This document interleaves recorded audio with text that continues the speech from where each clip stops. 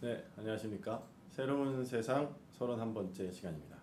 오늘은 안철수 미래 세대를 위한 길이라고 하는 주제로 함께 이야기를 나눠보도록 하겠습니다. 오늘도 뉴 패러다임 인스티튜트 대표이신 문국현 대표님 오셨습니다. 안녕하세요. 네, 안녕하세요. 네. 추석 연휴 지난 다음에 처음 뵙는 것 같습니다. 예, 그 오래된 것 같습니다. 네, 뭐 벌써 이제 완연한 가을 느낌이 많이 나네요. 네. 예, 많이 선선한데 어떻게 보내셨습니까 그간에? 예. 그 세계 경제 포럼에서 2년마다 발표하는 네, 이 지구촌 환경 지수라는 게 있어요. 지구촌 환경 지수. 예. 네, 그거를 이제 예일 대하고 콜롬비아 대학이 주축이 돼서 했는데 네, 이번에 이제 한국도 참여하기로 했어요. 네, 그래서 그 관련 워크숍이 한 3, 4일 진행되면서 네, 외국에서 오신 그런 학자들과 네. 국내의 환경에 관심 있는 기업인들의 모임이 있었습니다. 아, 예, 네. 그래서 지난주에는 그것 때문에 일주 가까이 바빴었죠. 해외에서 계속 그 손님들이 많이 오시는 것 같습니다. 예, 뭐 네. 한 달에 두세 팀들은 늘 오고 이번 네. 다음 주에도 또 중국 팀들이 와서 네, 중국에서의 이 기업에서의 경제 민주화라고 그럴까요? 네. 경영 민주화. 기업에서 현장 근로자들한테 어떻게 학습을 시키고 네, 그분들이 어떻게 제안을 하고 경영에 참여하고 혁신을 주도하는가 네. 그런 거에 대한 이제 성과 보고 아. 대회가 다음 19일 날 있습니다. 그럼 그 동안에 이제 어느 정도 그 기업에서의 경제 민주화 전략들을 시험을 한 거군요. 중국은 국가 정책이 네, 이 11차 5개년 계획부터 육체 경제에서 지식 경제로 넘어갔기 때문에 네. 이 지식 경제 속에 이제 근로자들의 경영 참여가 들어가 있습니다. 네, 그래서 그거에 따라서 이제 기업들도 정부가 그런 쪽에 평생학습과 근로자들의 경영 참여에 관심이 있으니까 네, 따라가는 것도 있고 네. 다른 하나는 이제 규모만 쫓던 중국이 이제 지식을 예, 또 혁신을 추구하다가 보니까 네, 내부적 또 그런 그 리더십도 있는 거죠. 네. 그래서 정부의 권장 사항과 네. 기업의 내부적 그 세계와 욕구가 결합이 돼서 특히 아카데미라고 중국에는 아주 거대한 경영 조직이 있거든요. 드러커 아카데미. 예, 예. 네. 이 경영자들의 혁신을 도와주는 조직이에요. 네. 거기와 제가 관여하고 있는 뉴 패러다임 거기가 합해서 네. 중국 경영자들의 어떤 경영 혁신 노력을 돕고 있죠. 그러면은 한국보다도 오히려 드러커 경영에 대해서는 중국이 좀 더 그야 뭐 중국이 저희보다는 그런 측면에서는 한 5, 6년 앞서 있죠. 네. 예. 우선 회원 수도 저번 드라카 아카데미 회원이 예. 작게 보면 13,000명, 네. 많게 보면 8만 명이 넘고 예. 한국은 많아봐야 300명밖에 안 되니까 인구 비례로 보나 뭐 모든 거로 보나 우리나라가 그런 면에서 중국에 많이 뒤졌죠. 그러니까 사실은 이 일종의 그 뉴 패러다임 경영이라고 볼 수 있는데요. 네, 우리 예. 경영은 아직도 생산자 중심 경영이죠. 예. 그러니까 생산자가 주도하는 경영이고 네. 중국은 어떻게 보면 그 단계는 일본과 한국에서 많이 배웠으니까 고객이 주도하는 경영을 할 수 있는가. 벌써 이제 한 단계 더 넘어간 거. 예, 그러니까 보여지죠. 생산자 중심에서 네. 고객 중심으로, 예. 그러니까 공급자 중심에서 수요자 중심으로 바뀌는데 근로자들을 많이 이렇게 참여시키는 거죠. 네. 네. 그렇게 되면은 이제 어떻게 보면 미래적인 관점에서 기업 경쟁력이 기존의 경영 방식을 고수하는 기업보다는 뭐 생산성 면이나 이런 부분에서 생산성보다도 이제 효과성. 생산성은 우리나라가 계속 앞설 수 있을지 모르지만 소비자가 원하지 않는, 국민이 원하지 않는 상품이나 서비스를 낼 수가 있죠. 그러면 정치도 그렇죠. 정치가 너무 이렇게 공급자 중심이 되고 양당 체제 중심으로 되면 국민은 배관시하고 본인들끼리 좋아서 자기네들이 이권도 나누고 자기네들끼리 대결도 하고 여러 가지 하지만 국민들의 행복하고는 거리가 멀잖아요. 그렇습니다. 그거하고 똑같습니다. 그러니까 생산성의 문제가 아니라 효과성의 문제예요. 효과성. 그러니까 고객, 수요자, 국민들한테 희망과 행복을 줄 수 있느냐 없느냐. 그런 측면에서 앞으로 중국 사회가 우리보다도 더 빨리 21세기 경제라고 할 수 있는 고객 중심의 경영으로 바뀔 수 있죠. 우리는 아직도 공급자 중심이거든요. 생산자 중심이죠.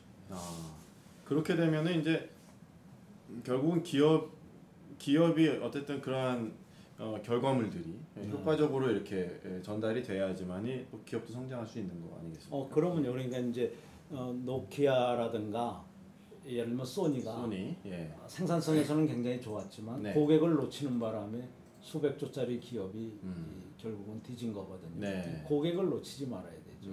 고객이 없는 기업은 과거에는 노키아나 소니 제품이면 무조건 자기네들이 주도하는 대로 세상이 될 줄 알았는데 네. 불과 1, 2년 만에 네. 경쟁 제품한테 뺏긴 거거든요. 그것은 공급자 중심 방식에 너무나 익숙해 있는 대규모화가 되다 보면 네. 기업이든 국가든 재벌이든 항상 그 위험은 있는 거죠. 예. 그러니까 너무 이렇게 조직이 거대해가지고 혁신을 잘 못하게 되면 그러면 시장하고 멀어지고 네. 시장이라는 건 고객이 모인 거거든요. 네. 고객으로부터 멀어질 수가 있죠. 그리고 자기 중심으로 과거의 성공을 밀어붙일 가능성이 많죠. 네. 과거의 성공 경험 때문에. 그러면 그게 노키아처럼 되는 거예요. 네. 그 말씀을 들으니까 중국 기업은 미래를 향해 벌써 한 걸음 더 나아가고 있다. 그러니까 그런 뭐 느낌이 14억이라는 인구가 있고 네. 그 중에 1억은 우리보다도 더 깨인 사람이라고 봐야 되니까. 1억이. 예. 또 소득도 1억 가까이는 우리보다 높다고 봐야 되고요. 네. 예. 또 재벌로 이렇게 부자로 보더라도 뭐 이건희 씨는 한 100대 되는데 이가성 회장 같은 사람은 6위까지 전 세계에 올라가 있으니까 14억 인구가 가진 만큼 창조성이나 이 미래 지향성도 우리보다 앞서 있는 사람이 많죠. 네. 정말 이제는 우리가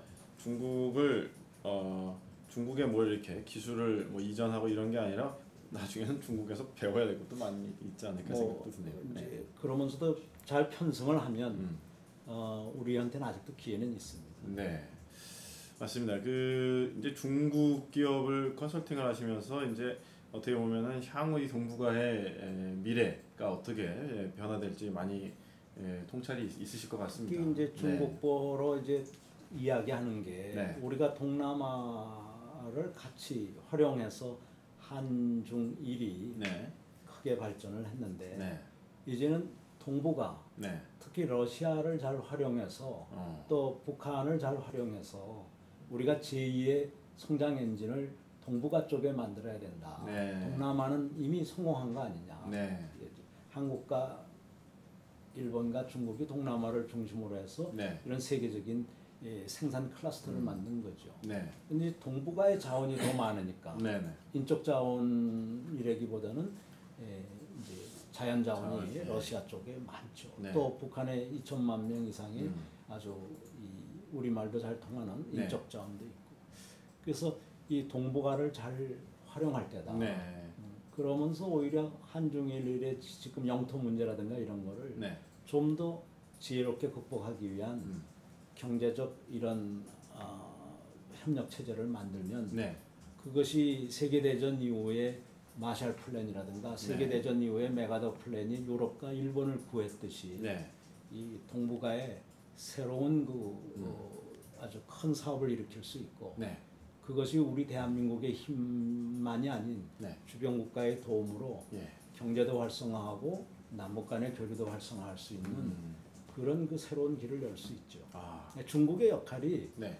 아주 중요합니다. 우리는 미국과의 동맹 관계는 확고하니까. 그렇죠. 예. 그 위에 주변의 지렛대를 잘 활용하고 네. 주변이 가지고 있는 자원을 잘 활용해야 되거든요. 네. 특히 중국은 뭐 외환보유고가 3조 5천억 달러나 되기 때문에 우리나라는 지금 뭐 한 3천억 달러 되는 것 중에서 일본이 꿔주고 있던 그 외환 수합을 네. 안 뭐, 하기로 했죠. 예. 뭐 100억 달러든 예. 뭐 170억 달러든 환수하느냐 마느냐 이런 거 가지고 고민할 정도 아니에요. 네. 네. 근데 중국은 3조 5천억 달러나 되거든요. 어. 그렇기 때문에 이 중국의 잉여 자산이 아프리카의 광산이나 뭐 오스트레일리아의 광산이나 남미 광산에만 쓰이게 할 게 아니라 네. 이 러시아와 북한 주변에 이 광대한 또 동북 삼성을 포함해 네. 이런 쪽에 투여되게 함으로써 한국의 건설업체라든가 네. 이런 데가 한때 중동에 나가서 큰 활약했잖아요. 네. 베트남이나 또 이런 데 나가서 큰 활약했듯이 동북아의 새로운 이 경제 협력이 네. 현재 영토 분쟁이라든가 일부 정치인들이 조장해낸 이런 국가 간의 갈등을 네. 극복할 수 있는 길이 되기도 하죠. 일자리도 많이 만들고요. 새로운 북방 시대, 동북아 시대가 열리는 그러한 방향으로 예, 그 가야겠다. 안철수 그 후보의 경우도 예. 보면 당당하고 네. 강한 예. 그러면서도 평화로운 한반도라는 표현을 7가지 네. 그 비전 중에서 하나로 썼던데 예. 사실은 이 한반도 문제를 잘 기회로 만드는 네. 그 리더십이 필요한 때지 네. 지난 5년처럼 보내면 안 되거든요. 아, 네, 그렇습니다. 이번 자연스럽게 안철수 원장 이야기가 좀 나오셔서 저희 넘어갈 수 있을 것 같은데 최근에 이제 그 안 후보 그 캠프가 조금씩 이렇게 탄력을 좀 받는 느낌도 좀 있는 것 같습니다. 또 어저께는 또 민주당의 송호창 의원도 네. 합당을 해서 이제 안철수 캠프 쪽으로 왔거든요. 네. 그러면서 뭐 하는 이야기가 뭐 미래 세대를 위한 어떤 선택을 하겠다 뭐 그런 이야기를 했는데 네. 어떻게 보십니까? 그동안? 예. 뭐 송 의원, 송 변호사가 굉장히 그 용기 있는 행동을 한 것이죠. 네. 누구나 기득권에 안주하고 싶어 하거든요. 네. 이 한나라당, 저 새누리당이라는 기득권도 있지만 민주당이라는 기득권도 있거든요. 네, 좀 작지만 우리나라는 기득권. 예, 우리나라는 양당 독점 체제이기 때문에 뭐 엄밀하게 말하면 독과점이라고 할 수 네, 있겠죠. 독과점 체제. 그 사실상의 양당 독점 체제를 버린다는 것은 네. 자기를 버리는 거거든요. 네. 누구를 위해서 버렸냐면 그 양당 체제의 잘못 때문에 피해를 보는 국민을 위해서 던진 거라고 보거든요. 네. 그런 측면에서 먼저 자기의 기득권을 버릴 줄 아는 그런 그 용기, 네. 그게 이제 새로운 미래를 열 수 있는 네. 첫 번째 열쇠라고 그럴까요? 관건이죠. 그 미래로 향한 문을 열고 나온 거죠. 네. 사실은 더 많은 사람이 그 성각을 버리고 네. 낡은 성각을 버리는데 뭐 개중의 사람들은 둘 중에 어느 한 당이 더 낫지 않았느냐, 네. 더 부패하지 않았느냐 이렇게 얘기하겠지만 그렇죠. 누가 네. 더 낡고 누가 더 부패했느냐보다도 네. 먼저 국민을 향해서 이 성각의 문을 여는 네. 그쪽이 국민들로부터 인정받게 되는 거거든요. 그런 측면에서는 우리 송호창 네. 변호사, 저 의원이죠. 예. 그분이 결단 있는 네. 그런 행동을 했다고 봅니다. 아, 중요한 결단을 했다. 뭐 예. 마음이야 똑같은 분이 많겠지만 네. 우리나라는 그런 일을 하는 사람들을 워낙 그 집단 따돌림을 하고 집단 폭행하듯이 이러기 때문에 예. 사실은 비슷한 생각을 가지고 있는 사람이 양 진영이 많을 겁니다. 네. 왜냐하면 그 양 진영은 이미 실패한 진영이고 네. 또 국민들을 절망시킨 네. 일자리도 못 늘리고 중소기업도 살리지 못하고 네. 남북 관계도 이렇게 하는데 일조들 했고 뭐 이러기 때문에 사실은 버려야 될 껍데기고 깨어줘야 될 알이거든요. 그렇죠. 알 껍질이 깨어져야 그 안에서 새가 나오잖아요. 네. 병아리가 나오고. 그런 측면에서 송호창 씨는 잘했다고 생각합니다. 네. 그 안철수 원장은 이제 이번 대선의 의미 중에 하나로 정치 개혁이 굉장히 중요하다 그런 이야기를 하셨는데 아까 말씀하신 것처럼 이제 기존의 양대 정당 이런 체제가 독과점 체제, 또 낡은 구체제이기 때문에 껍질을 깨듯이 어떤 이렇게 뭔가 새롭게 어떤 깨어지는 그런 일이 있어야 된다 이렇게 말씀하셨죠. 이제 극단적으로 네. 독점이나 과점이라 하더라도 네. 국민이 만족하고 행복하고 네. 국제 경쟁력이 막 올라가고 실업률이 줄고 네. 자살률이 줄고 네. 이러면 뭐 독점이라든가 과점에 대해서도 일말에 용서받을 거는 있겠죠. 일부 근데, 용인할 수 있지만 근데 독점과 과점도 일반적으로 나쁜 것인데 많은 사람들의 잠재성을 네. 없애고 연줄 중심으로 가고 그리고 부패할 소지가 많고 부패한 증거들이 사방에 많으니까 네. 그런데다 결과마저 나쁘잖아요. 네. 국민들을 절망시켰고 중소기업을 절망시켰고 중산층을 오늘날처럼 이렇게 헐벗게 만들고 네. 젊은이들의 희망을 빼앗아갔잖아요. 그랬기 때문에 독과점 못지않게 그 결과만 봐도 이거는 도저히 용서받기가 어려운. 네. 그래서 이제 그 체제는 끝나야 되는 거고 네. 그것을 위해서 건전한 양식을 가진 사람들은 네. 문을 열고 나와야지. 국민 쪽으로 나와야지. 네. 국민과 더 높은 성각을 쌓아놓고 일로 들어오면 독과점의 특권을 누릴 네. 수 있다. 네. 이렇게 몰아가는 건 옳지 않습니다. 아마 이제 보시는 분들은 이런 생각을 하실 것 같아요. 이제 대부분 국민들은 어떻게 생각하냐면 이제 기업에서의 독과점은 나쁘지만 정치에서는 양당 체제가 안정적인 거 아니냐, 뭐 이제 이런 하나 이야기. 그리고 두 번째는 뭐 과거에 이제 잘못을 반성하기 위해서 계속 이제 새누리당이나 뭐 이런 데서는 이 민주당이나 인적 쇄신을 하고 뭐 새누리당 같은 경우는 뭐 그게 막 갈등도 막 나타나고 막 이러니까 그래도 뭔가 이렇게 바꾸려고 노력하는 모습. 그러니까 정당 안에서의 자정 능력과 노력 뭐 이런 것들을 보이고 있지 않느냐. 또 이런 이야기도 있는데 어떻게 보십니까? 뭐 전혀 그 뿌리를 바꾸지 않는 한은 이미 예. 뿌리가 썩은 다음에는 거기서 자꾸 뭐가 이렇게 부패가 나오고 부정이 나올 때마다 잎을 좀 이렇게 좀 따버린다고 그 나무가 사는 나무가 아니에요. 그럼 완전히 이제 뿌리부터 이 문제가 뿌리부터 있으니까. 이제 바꿔야 되는 거기 때문에 사실은 새로운 그린 스팟에다 새로 나무를 심고 새로 정성을 들여야지. 네. 지금 거기에 뭐 치장을 좀 바꾸고 썩은 이파리를 좀 떼어내고 뭐 네. 줄기를 자른다고 네. 지금 될 만한 그런 여건은 아니라는 게 지난 네. 여러 해 동안에 다 입증이 됐다고 봅니다. 그래서 너무 그 낡은 틀에 네. 갇히지 말고 우리 네. 국민 모두가 미래를 향해서 이렇게 나가야 된다고 봅니다. 물론 그 낡은 체제가 한때는 성공한 체제죠. 네. 그러나 예술가나 훌륭한 기업인이나 경제인들이 늘 과거를 버리듯이 네. 끊임없이 더 나은 것을 위해서 과거를 버리거든요. 네. 과거에 묶여 있으면 그거는 자아도취적인 것이지 고객을 위하거나 국민을 위한 게 아니거든요. 네. 그렇기 때문에 과거에 한때 좋은 일을 한 적이 있다 해서 그 뿌리를 억지로 지키려고 하는 것은 네. 옳지 않습니다. 그러면 또 정치 체제에 있어서도 독과점 양당 체제 같은 것도 이제 어떻게 보면 과거의 어떤 성공 경험이지 앞으로 나갈 때는 좀 그 예. 구도도 좀 깨져야 된다. 그게 과거에 그나마 뭐 좋게 봐서 성공 경험이 있다는 것이지 뿌리라는 게 그 서로 대결 구도인 이 쿠데타 세력이 만들어놓은 네. 지역 대결 구도였거든요. 본인들이 오래 집권하려다가 보니까 그렇죠. 지역 대결 네. 구도라는 걸 대한민국에 만들어버린 거거든요. 네. 이 프레임에 지금도 갇혀 있고 그 프레임의 한 역할, 네. 틀의 한 역할을 하는 게 양당 독과점 체제거든요. 그렇죠. 또 이 사람들은 뭐 그냥 자발적으로 그렇게 가기만 하느냐 하면 네. 정부로부터 양당에 대한 지원금, 보조금을 받는 그런 추한 모습까지도 사실은 보고 있는 거거든요. 네. 보조금이라는 건 약자한테 줘야 되지 예. 어떻게 양당에라 보조금이 더 많이 가게 되겠습니까? 이것은 재벌들한테 보조금 가거나 지원금이 다양한 방법으로 흘러가는 것을 막지 못하는 거나 똑같은 거거든요. 네. 그래서 재벌 탓하고 너희들 재벌 개혁해라, 뭐 재벌 경제 민주화해라 하기 이전에 네. 그 모든 것을 초래하는 원인은 정치에 있다. 그래서 양당의 독점을 없애버릴 때, 네. 그리고 그 기득권을 타버리고 보조금을 거부할 때, 예.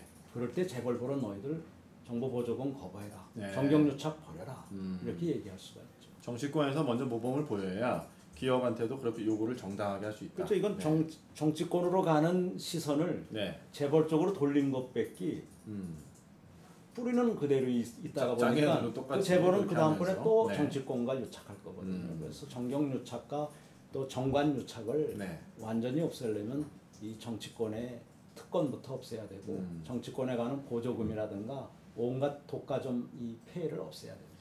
하긴 뭐 그 새누리당에서 그 경제 민주화 한다고 김종인 그 위원장을 이렇게 모셔왔는데 이분이 뭐 지난 한 5일 동안 또 뭐 일도 안 하시고 뭐 이게 갈등 국면이 많이 드러나더라고요. 이제 예.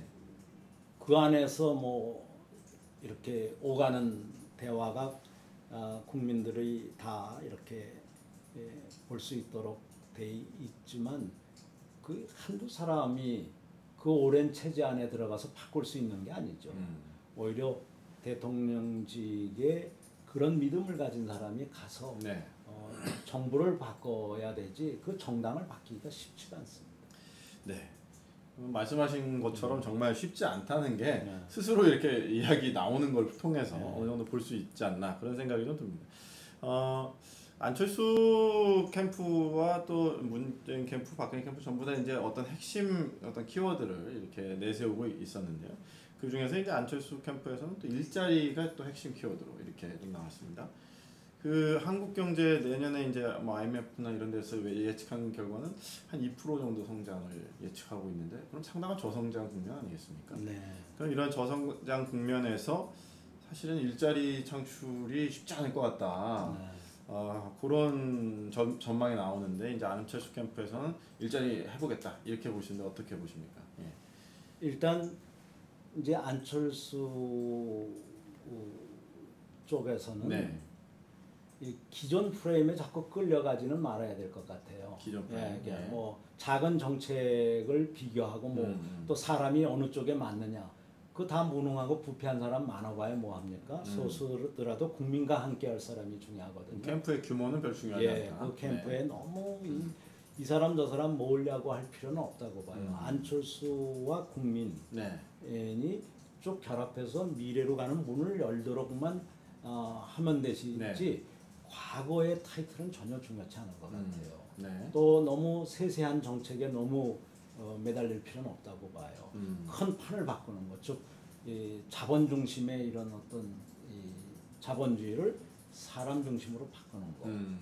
그리고 기업 만능 이런 자본주의를 사회 책임 자본주의로 바꾸는 이런 큰 틀을 바꾸는 거. 네. 또 남북 간이나 동서 간의 대결주의를 네. 보다 융합적이고 네. 미래지향적으로 바뀌는 이런 큰 틀이 필요하다고 보거든요. 그런 측면에서 안철수는 잘 가고 있는 거예요. 네. 국민과 함께 미래를 많이 이야기하시지 네. 하지 네. 너무 세세한 정책을 가지고 이야기하지 않거든요. 근데 일자리 같은 건 아주 중요하죠. 네. 일자리 측면에서 이제 지난 이런 정부들이 400만 개, 많으면 500만 개까지 일자리를 만들 수 있는데도 불구하고 네. 만들지 않은 것들이 있어요. 네. 그것은 양당 체제의 그런 대결주의와 네. 재벌 중심주의에서는 불가피한 거고 또 노조에 대한 너무 지나친 신경을 쓰고 이것을 감동과 사회적 대화로 해결할 의지가 박약했던 사람들 쪽에서는 해결할 수 없었던 길을 예. 안철수는 할 수 있는 게 많이 있어요. 그래서 현재 과로 체제를 네. 그 학습 체제로 바꾸는 과정에서도 많은 일자리를 만들 수 있고요. 네. 또 중소기업부 같은 것을 예. 만드는 게 이제 중소기업 영역에서는 하나의 꿈이었거든요. 네.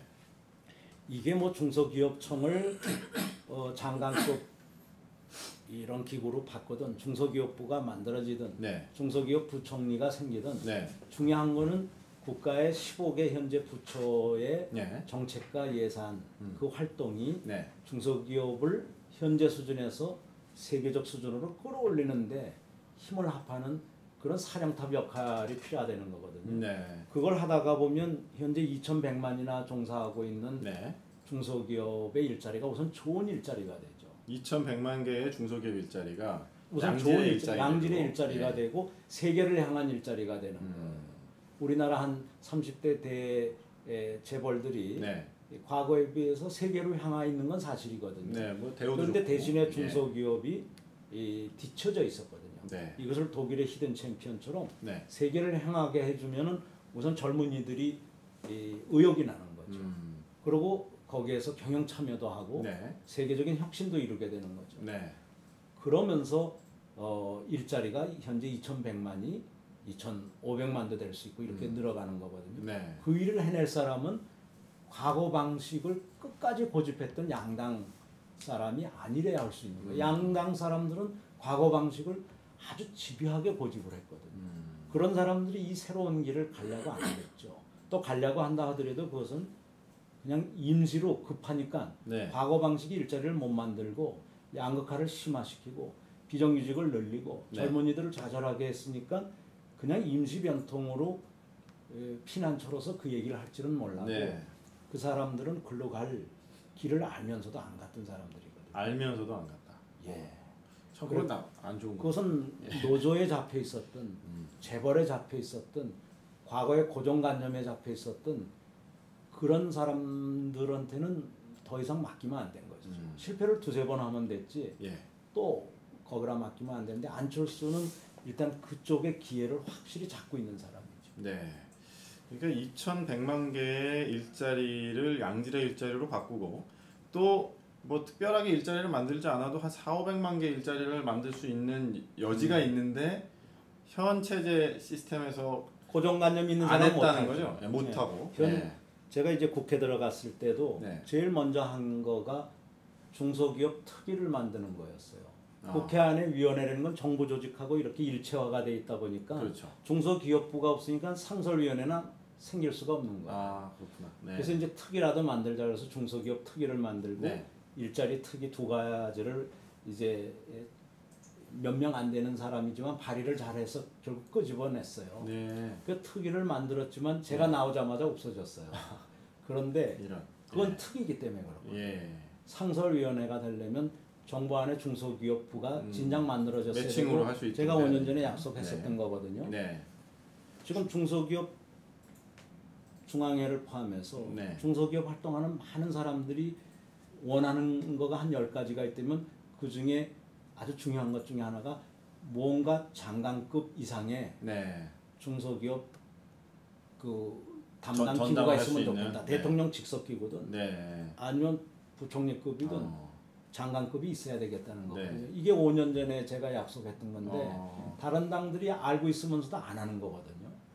좋은 정책인데 뭐 일자리 그 사람들 얘기하면서 거의 관심이 없는 거예요. 그걸 만들면 재벌이 죽는다고 착각을 하고 있거든요. 실제로는 죽지 않는데. 절대 죽지 않죠. 네. 재벌처럼 중소기업이 언젠간 잘 되겠죠.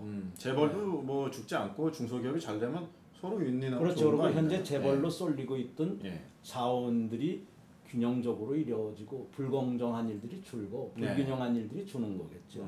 그건 아주 좋은. 예, 그런데도 불구하고 알면서도 중소기업부를 만들지 않았잖아요. 네. 이제 안철수 후보 같은 사람은 과거에 안 했기 때문에 못한다 이런 생각은 없거든요. 그렇죠. 네. 새로운 미래 기획부를 만든다든가 네. 아니면 중소기업부를 만들 수 있는 거거든요. 네. 이 모든 수건 사업을 풀어내면서 네. 이 미래를 향해서 이 돌파해 나갈 수 있는 네. 그런 그 리더십과 그런 비전이 있는 거죠. 네. 근데 기존 정당들은 알면서도 안 했는데 음. 지금부터 그걸 하겠다는 것은 그야말로 헛구호일 가능성이 많은 거죠. 네. 그러니까 결국은 이제 기회를 줬으나 이 사람들이 기회를 살리지 않고 자신들이 일자리를 늘린다는 것은 구호에 불과했고 사실 정말 너무나도 간단하게 할 수 있는 일들은 안 하고 그 사람들이 엉뚱한 만일에 일들. 사람 예. 중심이었다면 예. 그 사람들이 정말 사람을 먼저 생각하는 데고 네. 일자리를 정말 국민의 생존권 음. 그리고 기본권, 네. 사회권이라고 생각하고 발전을 위한 기본적인 교육을 위한 기본적인 수단이라고 생각했다면 네. 인권의 가장 중요한 것이 일자리라고 생각했다면 네. 진작 음. 중소기업부도 만들어졌을 거고 네. 그리고 중소기업의 세계화를 위해서 네. 코트라 같은 조직도 훨씬 활성화가 된다라든가 네. 산학협력도 활성화가 된다라든가 네. 중소기업에서의 네. 평생학습 체제를 네. 진작 도입했겠죠. 그러니까 그게 코트라 같은 경우도 어떻게 보면 중소기업을 중소기업 지원 체제거든요. 예. 해외에서의 판매망이라든가 네. 기술 협조를 지원하는 데인데 네. 그런 게 100여 개 갖고는 안 되는 거죠.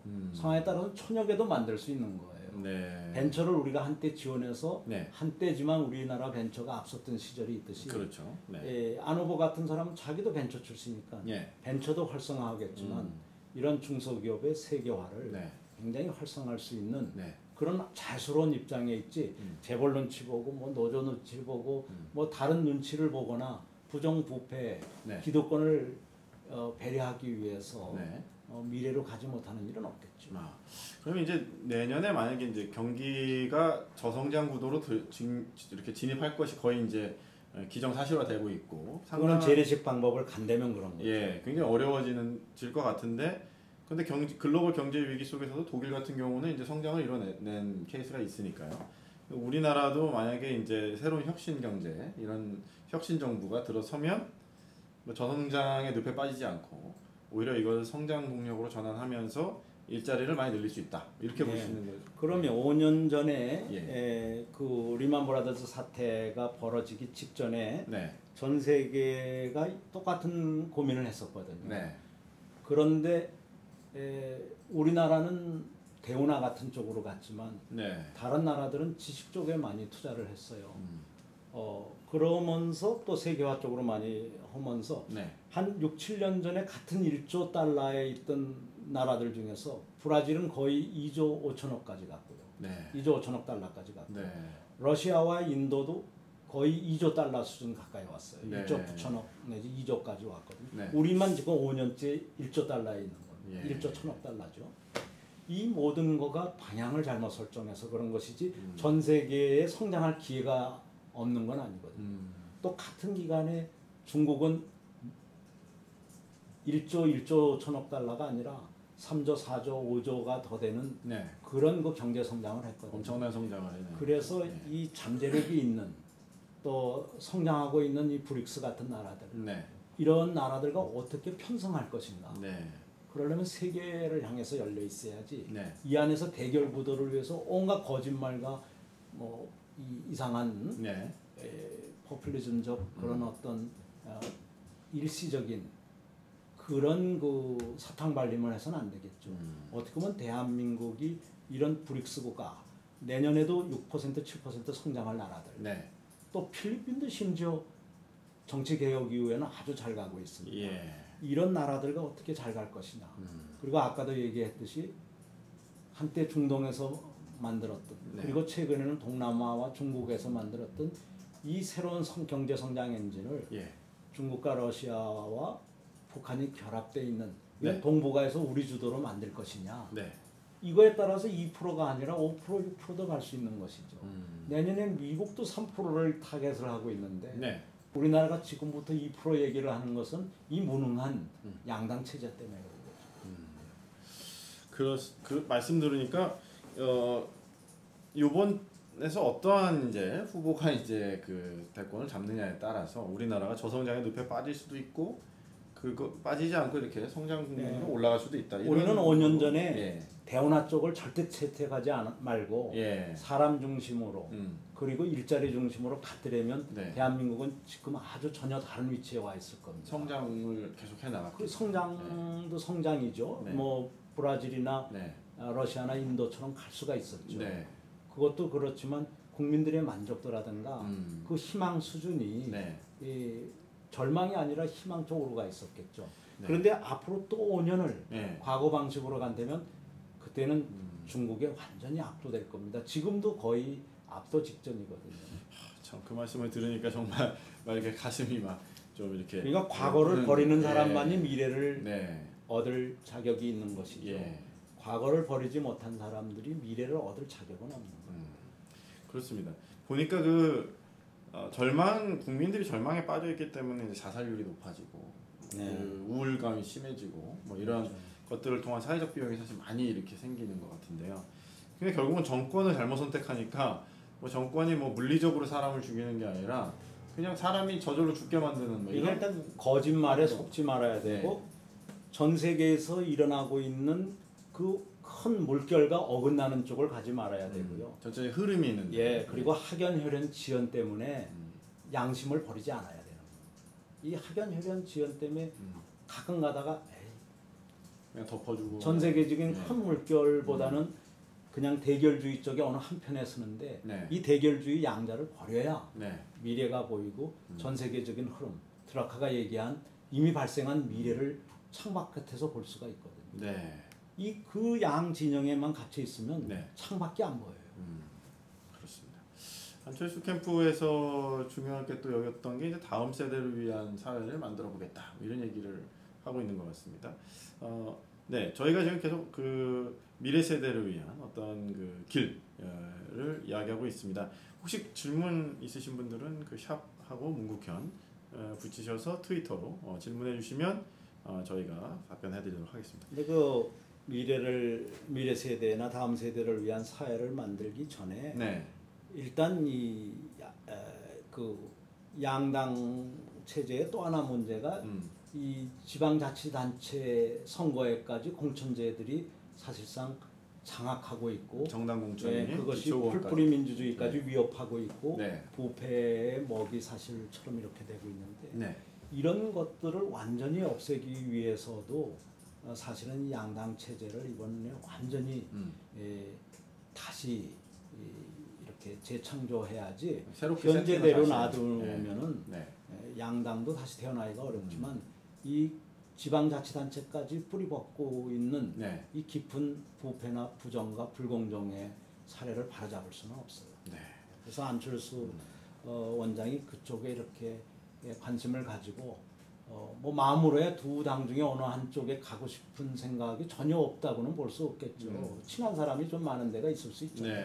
그렇죠. 그러나 이런 큰 역사적 사명, 시대적 사명을 보면 우선 정치 개혁이 중요한 거고 네. 중앙 정치뿐만 아니라 지방 정치도 네. 빨리 개혁돼야 되는 거예요. 지방 정치 그렇지 않아도 그래서 뭐 정당공천제를 폐지하고 예, 그 기초 의원에 대한 정당공천제를 폐지하고 뭐 그리고 분권형 어떤 그 구도도 이제 제한하고 그래서 정말로 그 지역 사회를 위해서 봉사할 뜻이 있는 촉망받고 신뢰받는 네. 그런 사람들이 많이 진출할 그런 길이 있어야지. 네. 이게 그냥 탑다운 방식으로 위에 어떤 권력을 가지고 있고 특권을 가지고 있는 사람들의 마음에 들어야 되고 네. 그 사람들의 어떤 이런 정치적 결정에 의해서 됐을 때는 네. 국민과 괴리된 네. 또 시민과 괴리된 네. 지역사회의 정서와 괴리된 그런 대결 구도 속에서의 인물들만 나올 가능성이 많이 있죠. 네. 그러니까 결과적으로는 이제 세 분리기 형태로 지금 막 가다 보니까 대결주의 안에서는 예, 어쩔 수 없는 거예요. 막 그냥 옛날 구체제 인사들까지 막 다 이렇게 다시 영입시키고 하는 것 같아서 좀 뭐 좀 맞나 그런 생각도 들기도 하고 있습니다. 예, 그럼에도 불구하고 이제 계속 이 양자 대결 구도로 자꾸 몰아가려고 하는 어떤 그러한 뭐 흐름이 좀 있었어요. 예, 그건 독과점을 즐기고 있는 쪽에서야 어떻게 해서라도 그걸 지키고 싶겠죠. 네. 그렇지 않습니까? 네. 저는 심지어 이제 이런 얘기를 해요. 두 당 중에 하나가 되면 우선 국회가 입법을 더 잘하지 않겠느냐. 네. 그래서 아니 한나라당이라는데 새나라당? 새누리당. 새누리당을 보자. 뭐 150석도 안 되는데 네. 거기서 뭘 하겠다는 것이냐? 과반수가 안 되는데. 네. 그럼 민주당은 또 어떠냐? 네. 130석 정도밖에 네. 안 되잖아요. 거기서 뭘 하겠다는 거예요. 네. 대결 구도로 가면. 새누리당은 뭐 과반 넘었을 때도 뭐 크게 그렇기 때문에 것 그들이 이야기하는 뭐 이 정치에는 양당 체제로 가야 된다는 건 대결 체제를 유지하겠다는 거 외에 국회가 생산적으로 갈 가능성은 없어요. 네. 국회가 생산적이고 미래지향적으로 가려면 이 대결주의에서 벗어나고 당론이라는 것보다도 더 중요한 게 개인들이 양심에 의해서 네. 독자 투표를 할 수 있게 해야 되는 거고요. 그렇죠. 국민의 대표자니까 그렇죠. 자기 소신껏 움직여야 되는 거 아니겠습니까? 예. 그래서 또 정부는 양당을 상대로 설명회를 잘 하고 네. 정책 중심으로 네. 또 가치 중심으로 교차 투표도 나올 수 있게 하고 네. 그리고 뭐 최소한의 20-30명 정도의 네. 그런 어떤 재상교섭단체만 있으면 네. 이 양당 제도의 모든 단점을 보완할 수 있는 것이지 네. 두 당 중에 한쪽으로 가야만 문제가 해결된다. 정반대죠. 문제가 오히려 더 심해지는 것이죠. 네. 더더구나 입법을 보면 우리나라는 현재로서는 네. 잘못된 하나의 유산이긴 합니다만 정부 입법이 80-90%가 되지 정부 국회의원들이 국회에서 무슨 입법해갖고 통과된 네. 거는 20%도 안 돼요. 사실 국회에서 많은 법을 만들어낼 줄 알았는데 사실상 그렇지는 않아요. 그렇거든요. 예. 뭐 심지어 10%도 안 되는 해도 나오고 그러는데 그래서 대통령 한 사람을 잘 뽑고 네. 100만 명의 공무원들과 예. 주변에 있는 전문가들이 네. 양심 세력이 되게 하는 게 더 중요하지. 그 300명밖에 안 되는 국회의원들 네. 이 사람들이 이렇게 무슨 꼭 대결 구도로 가야만 네. 우리나라가 잘 된다 이렇게 생각하는 것은 정반대 잘못된 생각이고 이번 기회에 네. 국민이 바로잡아줘야 된다고 봐요. 네. 그래서 대통령의 거수기가 아니라 네. 오히려 여야가 네. 또 아니면 양당이 네. 여야 없이 이 가치 중심으로 정책 중심으로 네. 미래지향적으로 새로운 대한민국을 만드는 게 중요하다고 봅니다. 네. 그래서 무슨 뭐 어느 당 아니면 안 된다. 개혁을 하려면 양당 중에 한 당 채택해라. 그렇죠. 이런 거 자체가 기득권을 너무 내세우는 것인데 일부 국민들께서는 그게 옛날 유신 체제다 이렇게 생각을 안 하고 네. 뭐 일리가 있지 않을까 이렇게 생각하는데 실패한 체제, 유신 체제 어떻게 보면 일부 유산으로 네. 지원금이 양당 중심으로 가고 있는 거 이런 네. 것들을 다 바꿔야 되죠. 예. 그러니까 그 양당으로만 들어와야지 뭐 된다. 무소속 후보는 뭐 안 된다. 뭐 무소속 후보가 어떻게 정치 개혁하냐. 뭐 이런 얘기가 막 나오고 논쟁이 되고 있는데요. 근데 130석 네. 있는 데나 148석 있는 데가 네. 뭘 하겠다는 겁니까? 어차피 서로 극단적으로 싸우면, 대립이 돼 갖고 네. 서로 뭐 저 문장그고 서로 뭐 망치질하고 뭐 이런 식으로 계속 싸울 텐데 그건 이미 많이 봐왔잖아요. 국민들이 그때보다도 아주 상황 지쳐하죠. 그거 그때보다도 보면서. 상황이 네. 조금 더 나쁘거든요. 그렇기 때문에 기존 체제는 희망이 적은 겁니다. 네. 그렇습니다. 양당 독점 구도를 깨기 위해서는 오히려 양당 밖에 있는 쪽에서 네. 이렇게 도전을 줘야 되지. 그렇죠. 그 안에서 뭐 이렇게 하면은 또 싸우고 과반수가 뭐 어차피 그렇게 안 되는 될것 두 같은데. 당이기 예. 때문에. 문제가 있을 수 있겠다. 예. 그래서 무소속 논란도 어떻게 보면은 그 프레임을 좀 달리 보면 오히려 이게 개혁의 어떤 좋은 오히려 찬스가 대통령이 있을 수 캐스팅 보트를 네. 쥐고 네. 가치 중심으로 미래지향적으로 있다. 네. 정책 중심으로 국회와 선의의 음. 대화와 네. 협력을 해나갈 수 있는 아주 좋은 기회죠. 네. 이제 그 단일화 얘기가 계속 나오고 있어서요. 근데 이제 안캠프에서는 뭐 단일화 아직 생각해보지 않았다. 근데 이제 국민들은 어떤 게 학습이 돼 있냐면은 과거에 계속 야권 후보나 이런 분들이 이렇게 집권을 하는 경우가 막판에 이렇게 후보 단일화를 통해서 이제 여당의 강력한 후보와 이제 1대1 구도를 만들어서 이제 승리를 겨우겨우 이렇게 하거나 뭐 이런 경우가 있었지 않습니까? 아마 그래서 이번에도 이제 결국은 그런 과정으로 가지 않을까. 뭐 이제 그런 것들 다 이제 마음에 이렇게 염두를 두고 있는데 어떻게 보십니까?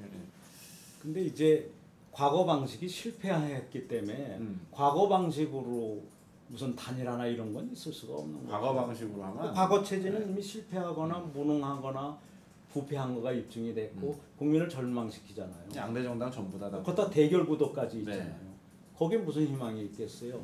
굳이 단일화라면 양당이 포기를 하고 이번에는 국민의 뜻에 따라서 네. 우리 뭐 계속 공천 문제든 부패 문제가 나올 때마다 그 사람들 당을 떠나게 하는 거 외에는 지금 아무것도 못하고 근본 빙산처럼 있는 그 부패 구조를 국민들이 알까봐 겁내는 거 아니에요. 네.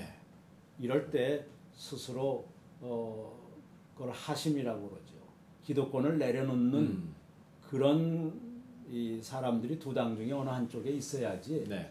둘 다 이 자기네들의 기득권, 그 부패의 빙산의 일각을 이미 여러 사람들이 목격하고 있는데 네. 그 빙산 밑에 부분을 국민이 못 버리라는 생각하에서 계속 그것을 유지하려고 그러면 안 된다고 보고요. 네. 현재로서는 새로운 가치 중심의 그런 후보들의 이야기를 국민들이 귀담아 듣고 네. 그쪽에서 뭐 그쪽에도 여러 사람 있잖아요. 안철수 후보 외에도 네. 강지원 후보는 뭐라고 얘기하는지, 박찬정 후보는 뭐라고 얘기하는지. 네. 그러면서 이 기존 체제를 정말로 불신하고 그 사람들의 문제점들을 지적해내는 네. 새로운 후보들의 얘기를 국민들이 좀 더 네. 깊이 있게 네. 들어볼 필요가 있다고 봅니다. 네. 맞습니다. 좀 다양한 목소리, 또 새로운 후보들의 어떤 이야기들이 좀 잘 들려야 되는데 이게 저도 이제 뉴스나 이런 것들을 보면 꼭 이렇게 세 명 이야기 외에는 이제 전혀 노출이 안 되는 이 언론 환경 그게 양당 체제로 언론이라든가 모든 데가 굳어져 있어서 세팅이 우리나라는 그렇게 돼버리니까. 특권층을 위한 소수 2%를 위한 어떤 이런 사회다가 보니까 그런 거거든요. 네. 그래서 그 특권층 중심, 네. 또 양당 중심, 네. 독점 네. 체제 이런 것에 대해서 좀 벗어나야죠. 네. 그 언론도 참 그런 의미에서는 그런 데서 그 잠깐 단일화라는 그 말의 프레임이 네. 결국 기존 체제를 인정하고 그 안에라 굴복하려는 거거든요. 네. 국민 보러 굴복하려는 거예요. 안철수 보러 굴복하려는 게 아니라 국민 보러 네. 협박하는 거나 똑같거든요. 네. 이 체제 중에 둘 중에 하나를 채택하라. 이 체제가 아니면 안 된다. 네. 거의. 근데 변화에 대한 두려움, 뭐 이런 것 때문에 이제 국민들이 또 결국 거기에 또 설득되지 않나. 막 근데 그런 뭐 생각. 이보다 더 나빠질 거는 뭐가 있어요? 지난 5년을 봐도 네. 1조 1,000억 달러에 5년째 그냥 머물러 있고 음. 그러면서 양극한 심해지고 그 그리고 중산층의 재산 소득도 줄고 또 그렇죠. 지금 일반 가계부채 소득, 문제도 예, 너무 심하고. 일반 예. 소득도 줄고 그래서 중산층 서민 젊은이들이 지금 함께 위기에 처해 있는데 이보다 더 나빠질 수가 뭐가 있어요. 그래서 하나도 위험한 거 없습니다. 오히려 잘 될 길만 남아 있는데 그것은 과거를 버릴 때, 네. 기존 체제를 버릴 때 네. 그게 가능하다고 봅니다. 그러니까 지금 양대 정당 체제나 이런 정치 체제가 아닌 새로운 체제, 새로운 사람에 대한 선택이 리스크하지 않다. 그러면 네. 그 기업이 있고 예. 공무원이 100만 명이 있고 네. 현명한 5천만 명의 국민이 있는데 뭐 양당이 이 어떤 무슨 더 이상의 그 피해를 줄 수가 있겠습니까? 네. 그렇기 때문에 이제는 순리를 따라서 네. 뭐 재벌만 개혁하라고 그러지 말고 네. 재벌과 똑같거나 어떻게 보면 원초적인 잘못을 저지르고 있는 네. 독과점 정치 체제를 네. 먼저 포기해야 그래야 국민한테 봉사할 수가 있는. 네, 그렇습니다. 그러면 이제 이렇게 정치도 혁신되고 개혁이 되는 것들에 대해서 우리가 좀 편하게 생각해도 되는 건가요? 그럼요. 네. 예, 예. 그게 오히려 미래를 위해서는. 그럼요. 예, 예. 예, 그렇습니다. 네, 오늘 이렇게 안철수 미래 세대를 위한 어떤 선택에 대한 부분을 좀 말씀을 계속 나누고 있습니다. 앞으로 정치는 기존의 정치와는 달라야 된다. 그렇게 말씀하셨고 정치 구조가 완전히 좀 변화해야 된다. 그러니까 독일처럼 네. 독일은 2006년에 이런 시대적 큰 물결을 놓치지 않았어요. 네. 그러면서 정부를 근본에서부터 재창조해야 되겠다. 예. 그래서 정부의 조직과 활동과 예산을 일자리 중심으로 재창조하겠다고 그랬거든요. 네. 그 양당은 그런 거하고는 전혀 관계가 없는 이야기들만 뭐 복지 얘기만 하잖아요. 그렇죠. 근데 복지는 사후적인 거거든요. 그렇죠. 예, 네. 그 가장 근본적인 게 교육으로 사람들의 잠재력을 키워줘야 되는 거고. 교육이 중요하고. 그리고 그 교육을 할 수 있는 일자리가 있어야 그 현장성이 있고 네. 시대성이 있는 그런 교육이 되거든요. 네. 엊그제 김용이라고 IMF의 총재가 된 한국계 미국인이 있어요. 세계은행 총재. 예, 세계은행 예. IMF가 세계은행 총재죠. 예. 예. 이 세계은행 총재가 한 그 첫 번째 말이 네. 사람에 투자하고 교육에 투자해야 된다. 독일은 2006년에 그걸 시작한 거예요. 그리고 2007년 1월에 네. 전 세계에 대위기가 오니 우리 정부가 정부 개혁을 하자. 그런데 우리나라만 거꾸로 가버린 거거든. 그러니까 이번에 사람에 이제 투자하고 교육에 투자해야 사람에 투자한다는 건 교육에 투자하는 것인데 네. 교육에 투자하려면 일자리가 있어야 되거든요. 그래서 일자리는 기본권이거든요. 그러니까 어떻게 보면 복지 담론은 어떻게 보면 사후적 조치를 자꾸 이렇게 하는 느낌이고 그렇죠. 그런 것이고. 그거는 근본을 바꾸겠다는 생각이 없이 네. 그냥 포퓰리즘적으로 이것도 제거고 저것도 하겠다고 하는데 가장 국민이 원하는 건 일자리거든요. 그러니까 국민들이 원하는 걸 먼저 줘야 되지. 그렇죠. 여기저기서 그냥 그 장식품과 같은 네. 그런 것을 주겠다고 하는 것은 자칫하면 사후적일 뿐만 아니라 근본적인 문제 해결이 안 되죠. 네. 그래서 일부 복지가 중요한 거가 많이 있어요. 네. 그러나 으뜸되는 복지는 네. 이 일자리 복지고 네. 그 일자리를 지속 가능하게 하는 학습 복지거든요. 네. 그래서 이 일자리와 학습을 강조하는 네. 그런 후보 쪽으로 또 네. 그것을 실천해 온 사람 쪽으로 네. 그렇게 국민은 관심을 가져야죠. 네. 그리고 이제 교육이라고 하시면은 이제 국민들이 우리나라처럼 교육에 돈 많이 쓰는 나라가 어딨냐? 우리 모든 집안들은 다 사교육비 때문에 아주 힘들다. 뭐 그래서 이렇게 이제 얘기하시는데 대학까지의 교육을 그렇죠. 말하시는 거고 예. 지금 그 말씀하시는 교육은 21세기에는 이제 그 지식과 네. 환경이 빨리 바뀌기 때문에 네. 과거 지식은 3년도 못 가거든요. 그래서 75세까지 25세에서부터 75세까지 50년을 끊임없이 공부하는 사회만이 독일처럼 살아남는다는 거거든요. 그러니까 대학 교육까지 시키면 공부가 끝난 게 아니고 그렇죠. 오히려 대학 졸업 이후에 네. 평생 동안 내가 어떻게 공부를 할 거냐 이게 중요하다. 그렇죠. 그래서 국가적으로 교육에 중점을 두고 있는 독일권이 성공하고 있는 거고요. 국내에서 보더라도 재벌들이나 일부 성공하는 대기업이나 일부 성공하는 중소기업의 공통점을 보면 네. 규모는 공통점이 없잖아요. 네. 세계적으로 성공한 기업들을 보면 다 같이 학습 기업들이에요. 학습 기업. 연간 100시간 이상의 학습을 하는 기업이에요. 그 임직원들이 다 예. 공부하는 분. 그런데 네. 지금 위기에 몰린 기업들은 보면은 그럴 형편이 안 되는 거예요. 네. 국가가 거의 무관심하게 이렇게 내팽겨치다 하다 보니까 예. 연평균 교육 시간이 30시간도 안 되는 데들이에요.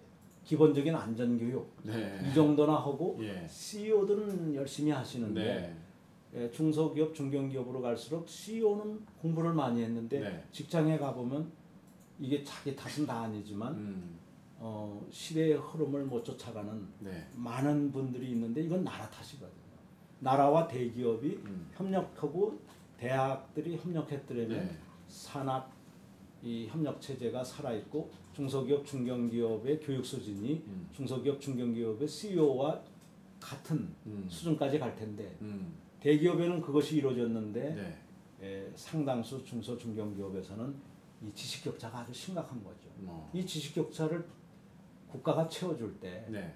그때 우리 중소, 중견기업도 독일처럼 히든 챔피언도 네. 되고 또 뭐 노은 챔피언도 되고 전 세계 1, 2, 3위 안에 들어갈 수 있게 되는 거죠.